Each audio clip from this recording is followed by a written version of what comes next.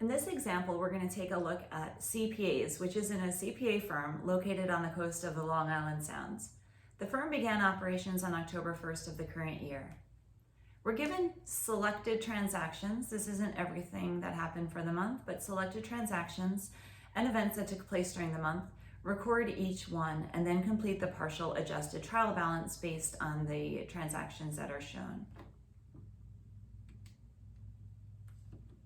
The first transaction says that the company purchased supplies costing $5,000. They purchased them with cash on October 1st. So let's record this journal entry. We have a debit to supplies to increase the asset supplies for $5,000 and a credit to cash for $5,000. Now I don't need to track my cash account balance, but I am going to track my supplies balance.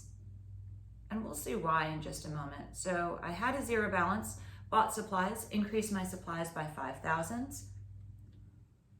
And then, although the next thing that would happen would not likely be the end of the month, the next thing that takes place, but let's put these two transactions together.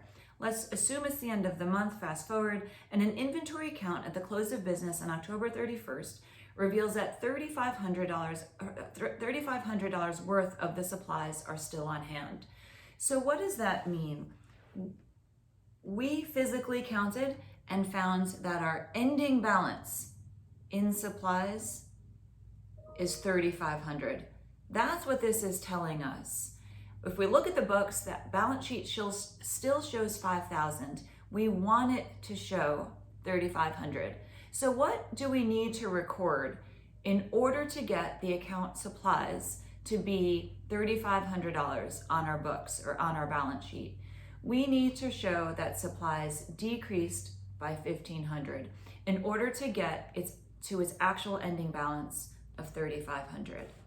How do we do that? Well, I need to decrease supplies, so credit supplies by $1,500. And I need to record a debit. My debit is going to account for the fact that $1,500 worth of supplies have been used up. And when we incur a cost, we use something to run our business, we typically call that an expense. So that our debit would be to supplies expense.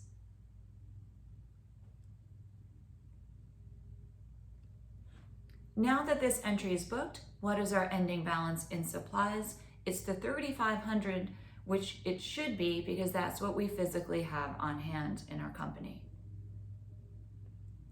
We're going to go back and forth over time so that we can keep, for adjusting journal entries that relate specifically to something that happened earlier in the accounting period, we're going to keep the two related transactions together.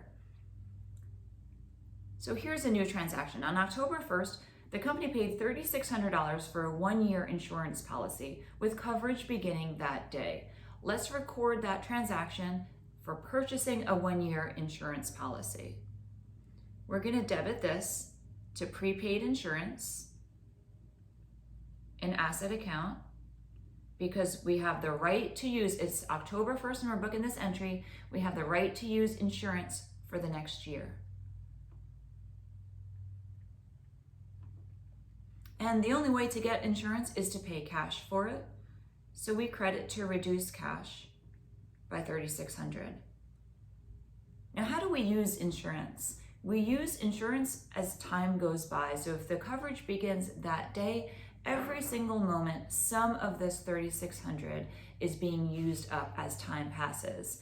We don't book our journal entries daily or every moment. We were going to record our adjusting entries, in this case, for the month. So at the end of October, we want to account for 1 month's worth of insurance being used. Now I'm going to track my T account of prepaid insurance. After I book entry 3 here, I have a balance of $3,600. Now what happens over time? This $3,600 of prepaid insurance related to 12 months. So every month that goes by, $300 worth of this prepaid insurance expires or is used up as time passes.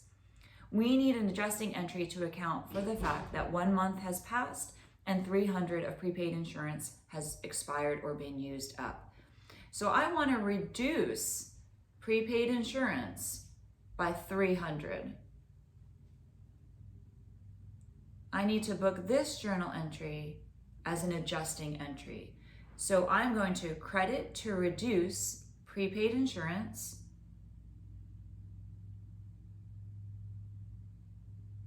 by 300. And what account am I going to debit? My debit is going to account for the fact that the company has used up an asset. And when we use up an asset, we know that that's an expense. And the specific expense account is called insurance expense.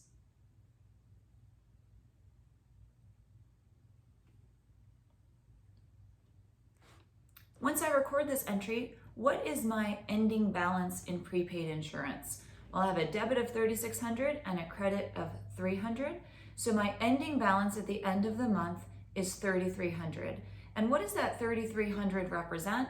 It represents the remaining 11 months worth of insurance coverage.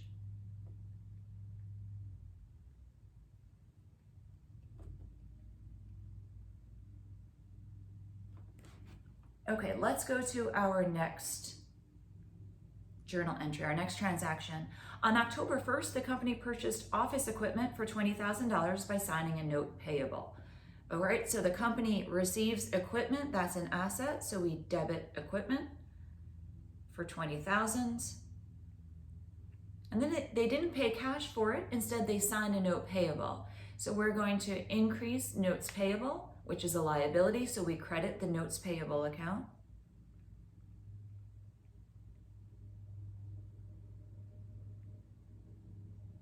Then over time, as we run the business, we're going to be using the equipment. We're not going to book decreases in value to that equipment every day or every moment, but at the end of the period, we're going to record one entry for the usage of the equipment. And we call that depreciation expense, that usage of the equipment. Depreciation on the office equipment is estimated to be $600 per month. Let's record that entry. Our expense is depreciation expense.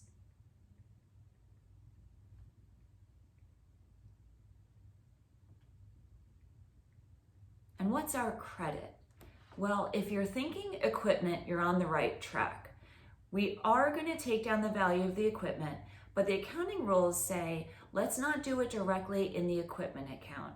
We don't have less equipment. What we have is an offset, a reduction in value of that equipment. So we use a different account. We don't directly reduce the equipment. The only time we'll see a credit to equipment is when we sell it. We use a special account to track all of the depreciation expense that's been recorded on this specific equipment. And that account is called accumulated depreciation.